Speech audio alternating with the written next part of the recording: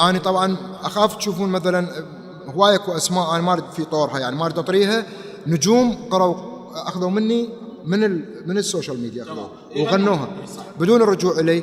ما أريد أقول أسمائهم حتى لا أعتبر أنه أنا جاي أتعكز بيهم من خلال، يعني ما أتشرف، لا أنا ما أتشرف بموضوع الأغنية، عندي بي دم شرعي طبعا. شلون عندي سوالف حتى لا نطلع من غير اتجاه، لا نتعارك.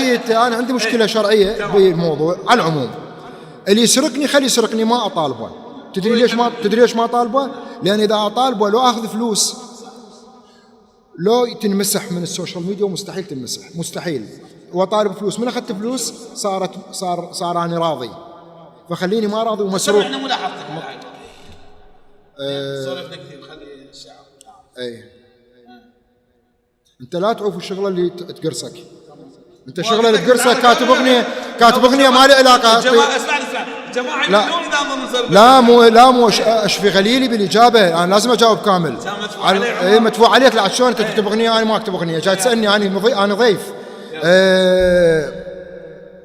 خرب حيل الطرب بالوسط هالايام، طرب هذا الوقت ما ظن راح يدوم، اللي يدوم صدق بالطرب بس اثنين، سبحة داخل وشفية ام كلثوم.